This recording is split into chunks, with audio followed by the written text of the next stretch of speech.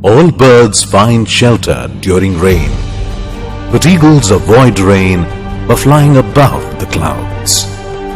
Problems are common, but attitude makes a difference.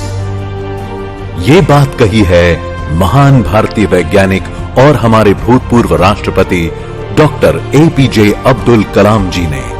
उनके कहने का अर्थ यह है कि तूफानों से डरकर सारे पंछी जब अपने घोंसले में चले जाते हैं, तब बाज ही एक ऐसा पंछी होता है जो बादलों के ऊपर उड़ के अपनी उड़ान जारी रखता है। सबके जीवन में मुश्किलें आती हैं, लेकिन उन मुश्किलों को देखने का आपका नजरिया ही आपको जीवन में आगे ले जाता है। और बाज की तरह अलग नजरिया रखने वाले लोगों के लिए धरती मां के प्रति अपना कर्तव्य निभाने का ये सुनहरा मौका है।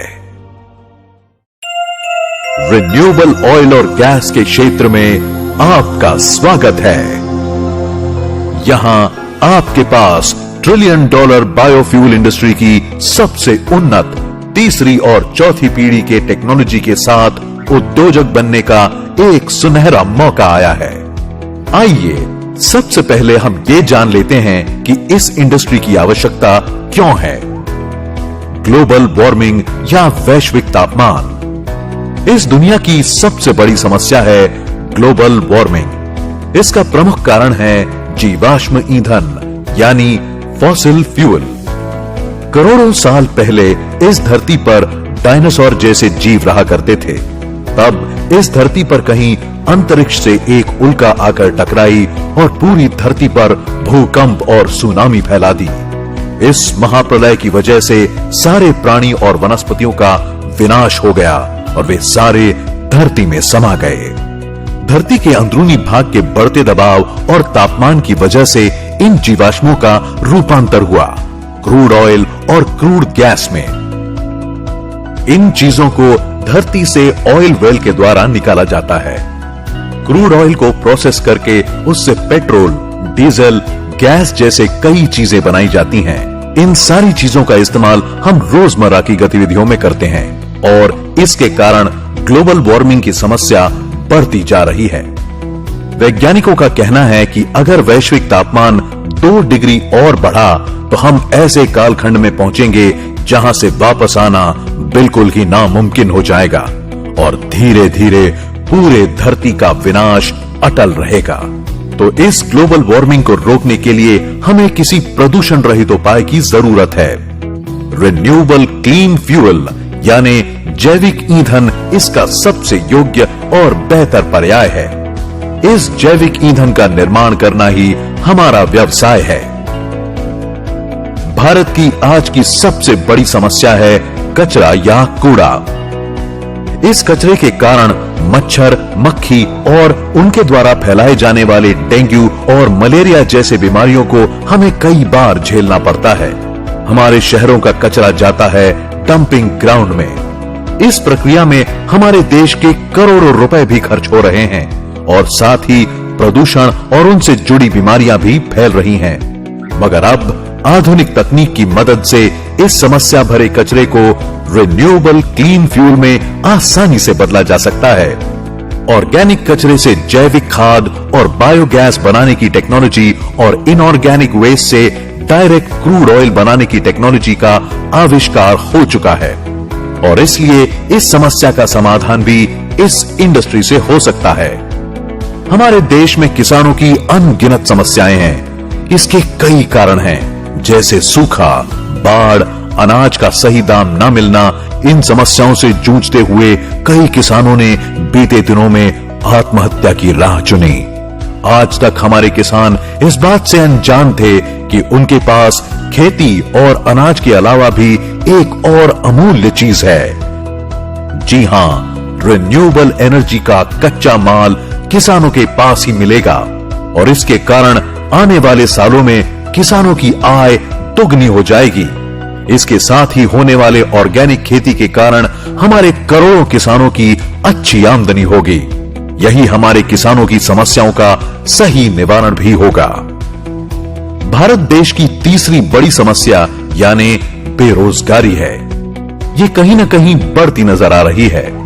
इसका कारण शायद जनसंख्या हो सकती है, लेकिन इसके अलावा सर्विस और निर्माण उद्योग की भी अपनी सीमा है।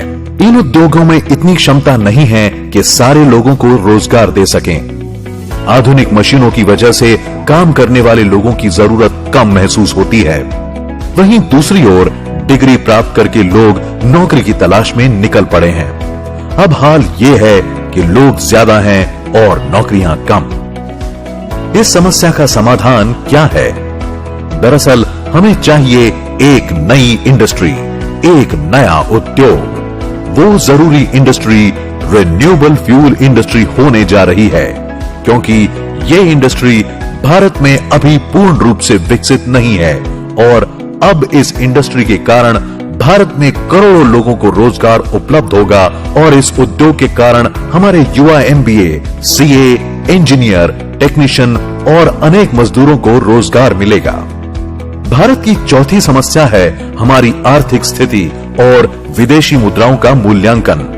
देश की आजादी के समय $1 का मूल्य भारतीय ₹1 हुआ करता था, लेकिन आज की परिस्थिति इतनी बदली है कि $1 का मूल्य आज 70 से 80 भारतीय रुपए हो गए हैं। ये क्यों हुआ? इतना फर्क क्यों? क्योंकि हमारे ईंधन की जरूरत ज्यादा है। हमारी जरूरत का 80% ईंधन हम बाहरी देशों से आयात करते हैं। इसी खरीद में हर साल भारत करीब 8 लाख करोड़ खर्च कर देता है। अगर यही 8 लाख करोड़ रुपए भारत में ही रहकर देश की अर्थव्यवस्था में घूमे तो हमारी जीडीपी में 100 लाख करोड़ रुपए बढ़ जाएंगे। इस तरह हमारा फॉरेन एक्सचेंज बच जाएगा और भारत का कई गुना आर्थिक विकास होगा। हमारा भारत बहुत आसानी से $5 ट्रिलियन इकोनॉमी की तरफ शान से अपने कदम बढ़ा सकेगा, क्योंकि इस इंडस्ट्री की वजह से बताए हुए सारी समस्याओं का समाधान निश्चित होगा ही। इसी के साथ भारत ने जो पेरिस एग्रीमेंट साइन किया हुआ है, उसके तहत भारत को प्रदूषण के स्तर को सन 2005 से 35% कम करने की शर्त को हासिल करने में सुविधा होगी। इसीलिए इस इंडस्ट्री का भविष्य बेहद उज्जवल है। हम ये भी कह सकते हैं कि सरकार को इस इंडस्ट्री की भविष्य में बुनियादी तौर पर जरूरत होगी। ये सरकार भी इस इंडस्ट्री का संपूर्ण समर्थन करती है। हमारे देश में हम लोग 7 लाख करोड़ का ये पेट्रोल डीजल इंपोर्ट करते हैं। ये हमारे देश का किसान तैयार कर सकता है। ये दिल्ली में जो पोल्यूशन होता है, इसका कारण जो राइस स्ट्रॉ है, परली जो जलाते, इसके कारण हो रहा है। अब हमने निर्णय किया है, पेट्रोलियम मंत्री जी ने, अब वो कन्विंस हो गए। मैंने कहा क्यों 70 हजार करोड़ की रिफाइनरी डालते हो, ये किसानों को तैयार करो। और अभी फर्स्ट जनरेशन इथेनॉल यानी मोलाइसेस टू इथेनॉल बनता है। सेकंड जनरेशन इथेनॉल यानी cotton straw, wheat straw, rice straw, bagasse और बांबू, पूरे नॉर्थ ईस्ट में बांबू पड़ा हुआ है, उससे इथेनॉल बनता है। और थर्ड जनरेशन इथेनॉल यानी कॉर्न, राइस कट, इससे बनता है। अब भारत सरकार ये पॉलिसी बनाई, कैबिनेट के पास आई है। अब इससे एक नया रिवोल्यूशन हो रहा है। अब गेहूं और चावल लगाकर किसानों की तस्वीर नहीं बदल सकती। 1 टन राइस स्ट्रॉ से, परली से 280 लीटर इथेनॉल तैयार होता है। और मैं कोई भी चीज प्रूफ के सिवा बात नहीं करता। मैंने उस दिन नीतीश कुमार मेरे घर पर आए थे, उस दिन बजाज ने एक बाइक, एक ऑटो रिक्शा, एक इलेक्ट्रिक ऑटो मेरे घर पे लाई थी। 100% बायो इथेनॉल पर बाइक चलती है, ऑटो रिक्शा चलता है। और मेरे शहर में 55 एयर कंडीशन बसेस चलती, ग्रीन बसेस, जो ये किसानों के तैयार की। ये बांबू से बनेगा, ये राइस स्ट्रॉ से बनेगा। और ये निर्णय भारत सरकार ने किया है। और अमेरिका, ब्राजील और कनाडा में ये है कि एक ही पेट्रोल, यही टोयोटो, होंडा, फोर्ड, बीएमडब्ल्यू, यही गाड़ियां है वहां। उसमें लिखा है फ्लेक्स इंजन। उसमें आप 100% पेट्रोल डालो या 100% इथेनॉल डालो। अब मैं आपको बता रहा हूं, ये पूरा ethanol, bio CNG, bio diesel, methanol, इसी पर एक बार कभी बैठेंगे, मैं आपको बताऊंगा। हमारे देश के गांवों की हालत ही बदल देगा। जो बगास निकलता है उससे भी इथेनॉल बनता है। अब इसके कारण पूरे कम से कम देश में 5 लाख करोड़ की इन्वेस्टमेंट आ सकती है और 50 लाख ग्रामीण क्षेत्र में युवाओं को रोजगार मिल सकता है। इंडस्ट्री को बढ़ावा देने और इसे मजबूत करने के लिए सरकार ने बायोफ्यूल पॉलिसी 2018 का निर्माण भी किया है। सरकार ये भी चाहती है कि इस देश का उन्नत किसान इस इंडस्ट्री से जुड़े और इसे आगे भी बढ़ाए। आप सभी का इस इंडस्ट्री में मैं Kartik Rawal, SSK Bharat management and media private limited और Meera clean fuels limited Mumbai की तरफ से हार्दिक स्वागत करता हूं। मीरा क्लीन फ्यूल्स लिमिटेड की शुरुआत रिन्यूएबल ऑयल और गैस के सेक्टर में सन 2012 में एक मकसद के साथ हुई और ये मकसद है जानलेवा जीवाश्म ईंधन की प्रतिस्थापना क्लीन फ्यूल से करते हुए अपने धरती की सुरक्षा करना और अपने भारत देश को फिर से एक समृद्ध राष्ट्र बनाना। डॉक्टर श्याम शिवाजी घोलप ये मुंबई के एडिशनल डिप्टी कलेक्टर रह चुके हैं। इन्हें एमबीबीएस डॉक्टरेट की भी पदवी हासिल है। जब डॉक्टर श्याम ने अपनी एमबीबीएस की पढ़ाई पूरी की तब उन्हें ऐसा लगा कि अपने देश के प्रति अपना फर्ज अदा करते हुए कुछ हितकारक कार्य करना चाहिए। इसी उद्देश्य से उन्होंने IAS की तैयारी शुरू की। उस दरमियान एक सेमिनार में उनका संपर्क हमारे देश के महामहिम भूतपूर्व राष्ट्रपति डॉक्टर APJ अब्दुल कलाम और उनके वैज्ञानिकों से हुई। वहां उस समय रिन्यूएबल क्लीन फ्यूल के बारे में जो कुछ कहा गया उससे डॉक्टर श्याम को ऐसा लगा कि यही मेरे जीवन का लक्ष्य है। तब से लेकर आज तक अपने जीवन के लगभग 20 साल उन्होंने इसी विषय पर काम करने के लिए न्योछावर कर दिए। उन्हें बेहद अच्छे से ज्ञात है कि इस इंडस्ट्री को आगे कैसे बढ़ाया जा सकता है और उन्होंने इस कंपनी का नाम अपनी माताजी श्रीमती मीरा शिवाजी घोलप के नाम से मीरा क्लीन फ्यूल्स लिमिटेड रखा है। इस कंपनी के और 2 काबिल डायरेक्टर हैं, डॉक्टर लावेश जाधव जो कि एमबीबीएस डॉक्टर और डॉक्टर श्याम के बचपन के मित्र हैं। दूसरे डायरेक्टर हैं मिस प्राची ढोले जो कि केमिकल इंजीनियरिंग में गोल्ड मेडलिस्ट हैं। महाराष्ट्र में श्री विलासराव देशमुख जी के मुख्यमंत्री कार्यकाल में बायोफ्यूल नामक हमारे प्रोडक्ट की ट्रायल की गई थी।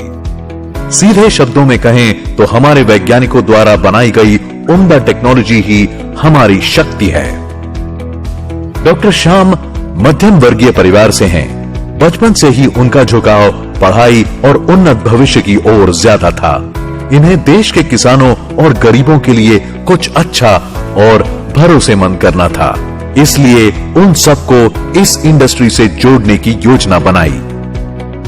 इस कार्य की प्रेरणा उन्होंने अमूल मॉडल से ली। आप सभी को ज्ञात होगा कि जब हमारे देश में दूध का उत्पादन कम था तब हमें दूध का पाउडर बाहरी देशों से आयात करना पड़ता था। इस समस्या से निजात पाने की बड़ी कोशिश सरकार ने की। इस मामले में उन्होंने दुनिया की बड़ी कंपनी नेस्ले की भी मदद लेने की कोशिश की। उस समय एक ऐसे व्यक्ति थे जिन्होंने लाखों किसानों को जोड़कर गाय और भैंसे खरीदने के लिए आसान कर्ज की व्यवस्था करवाई। प्रक्रिया में आगे उन किसानों से वही दूध लेकर उस दूध को प्रोसेस और पैकेज करवा के बेचने की सुविधा भी उपलब्ध करवाई और हम दूध के क्षेत्र में आत्मनिर्भर हुए। इस क्रांतिकारी योजना को व्हाइट रेवोल्यूशन या मिल्क रेवोल्यूशन कहा जाता है। अमूल मॉडल का विस्तारित नाम आनंद मिल्क यूनियन लिमिटेड है, जिसके जनक थे डॉक्टर वर्गीस कुरियन। ये एक कोऑपरेटिव मॉडल था। डॉक्टर श्याम ने इसी कार्यक्षम योजना का उपयोग लोगों को इस मिशन से जोड़ने के लिए किया। अमूल मॉडल एक कोऑपरेटिव मॉडल था। उसी तरह MCL मॉडल कॉर्पोरेट का कोऑपरेटिव मॉडल है। इस मॉडल के द्वारा रिन्यूएबल ऑयल और गैस के क्षेत्र में आम जनता के लिए उद्योजक बनने का एक अवसर आया है। MCL के पास अपने भारतीय वैज्ञानिकों के द्वारा विकसित विश्व की सबसे आधुनिक 4 स्टेज डाइजेस्टर टेक्नोलॉजी उपलब्ध है। इस टेक्नोलॉजी को लेकर MCL भारत भर हर तहसील में एक प्रोजेक्ट लगाने जा रहा है। इस प्रोजेक्ट का नाम है MCL बायोफ्यूल एस्टेट। इस परियोजना में खेती के वेस्ट जैसे पराली और बाकी उत्पाद organic waste, kitchen waste, hotel waste इत्यादि का रॉ मटेरियल की तौर पर इस्तेमाल किया जाता है, मगर ये सारा वेस्ट आवश्यक मात्रा में उपलब्ध होना बड़ा कठिन है। इसीलिए हमारा मुख्य रॉ मटेरियल होगा नेपियर ग्रास, जिसकी खेती उस तहसील के किसानों के द्वारा की जाएगी। एक साल में 1 एकड़ पर 150 से 250 टन नेपियर घास उगाई जा सकती है। इसे एक बार लगाने के बाद फिर 5 से 8 साल तक वापस नहीं लगाना पड़ता है। पहली कटाई 3 महीने बाद और फिर हर 1.5 से 2 महीने में कटाई की जा सकती है। यह हमारा मुख्य रॉ मटेरियल होगा। इसके कारण कई किसानों को लाभ होगा। हमारे देश में पेस्टिसाइड, यूरिया जैसे अनेक केमिकल की मदद से खेती की जाती है। इन केमिकल की वजह से हमारे जमीनों की उत्पाद क्षमता बेहद घटी है तथा इन केमिकल के कारण कैंसर जैसी बीमारियां आज घर घर में फैली हैं। इस समस्या का समाधान करते हुए MCL हर तहसील में ऑर्गेनिक खेती को प्रोत्साहन देना चाहती है। खेती के लिए उपयुक्त जैविक खाद, बीज और जैविक पेस्टिसाइड ये किसानों को MCL के द्वारा दिया जाएगा। इतना ही नहीं बल्कि किसानों के द्वारा किए गए उत्पादों को MCL द्वारा मार्केटिंग करने की व्यवस्था भी की जाएगी। MCL द्वारा लगाए जाने वाले बायोफ्यूल फैक्ट्री में रोजाना 10 टन बायो CNG और 15 टन खाद का निर्माण किया जाएगा। इस फैक्ट्री की सालाना आय 10 करोड़ से अधिक आंकी जा रही है। MCL का मकसद है सामान्य जनता की आय बढ़ाना। इसीलिए इस प्रोजेक्ट में उस तहसील के किसी व्यक्ति को 10% का पार्टनर बनने का मौका दिया जाता है। इस कार्य के लिए लगने वाली टेक्नोलॉजी और फाइनेंस की व्यवस्था MCL के द्वारा की जाती है। इस फैक्ट्री में हिस्सेदार होने के इच्छुक व्यक्ति को 4 कार्य करने होते हैं। जिस व्यक्ति को MCL में पार्टनरशिप लेनी हो, उन्हें कंपनी में 10 लाख रुपए जॉइंट वेंचर के रूप में जमा करने होंगे। वे चाहें तो उन पैसों के बदले MCL के प्रमोटर कोटा शेयर भी ले सकते हैं। इस प्रोजेक्ट के लिए आवश्यक 10 एकड़ जमीन और फैक्ट्री के लिए लगने वाली सारी अनुमति भी उद्योजकों को ही हासिल करनी होगी और उसके लिए लगने वाला सारा खर्च भी उद्योजकों को खुद को करना होगा। इस कार्य के लिए उन्हें संपूर्ण मार्गदर्शन एवं सहयोग कंपनी की ओर से दिया जाएगा। क्योंकि कंपनी का मूल उद्देश्य हमारे किसानों का जीवन स्तर सुधारना है, इसलिए हमारे तालुका उद्योजक को इस तहसील में एक FPO यानी फार्मर प्रोड्यूसर ऑर्गेनाइजेशन, जिसे हम MPO मतलब MCL प्रोड्यूसर ऑर्गेनाइजेशन कहते हैं, ये स्थापित कर उसमें 10,000 किसानों को शामिल कर उन्हें सक्रिय करना होगा। MCL के द्वारा इन किसानों को इस MPO के तहत कई लाभ मिलते हैं, जैसे डिविडेंड, रोजगार, biomass farming contract, organic farming contract, discount card, taluka factory में हिस्सेदारी और इन सब से अधिक हर साल MCL फैक्ट्री के द्वारा 20% मुनाफा उस तहसील की भलाई के लिए आजीवन खर्च किया जाएगा।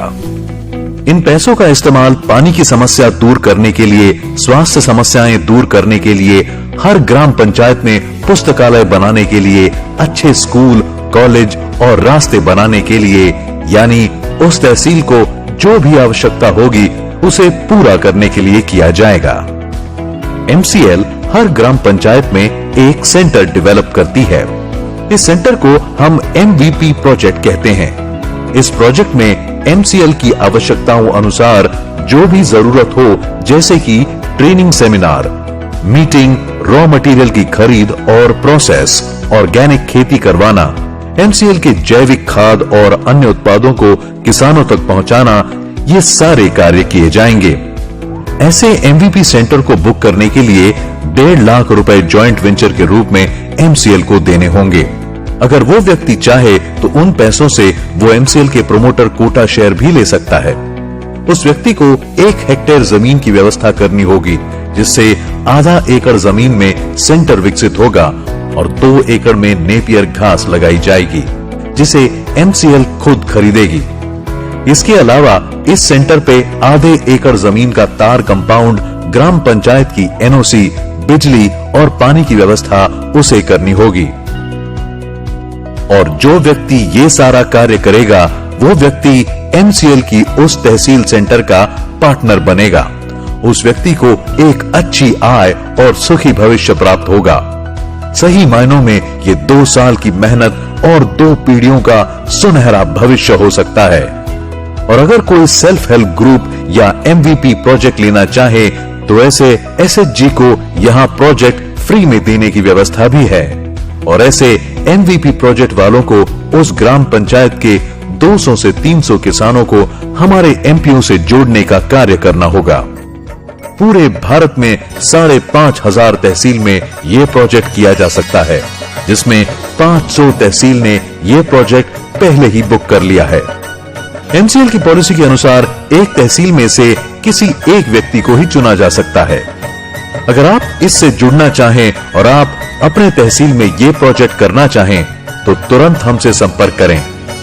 तो दोस्तों, आइए हम सब मिलकर हमारी तहसील को एक स्वयं पूर्ण राज्य बनाते हैं। तहसील के माध्यम से जिला, जिला के माध्यम से राज्य और राज्य के माध्यम से हमारे भारतवर्ष का पुनर्निर्माण करते हैं। तो देर किस बात की, आइए अपने भारत देश को फिर से स्वच्छ भारत, आत्मनिर्भर भारत और सुजलाम सुफलाम भारत बनाते हैं।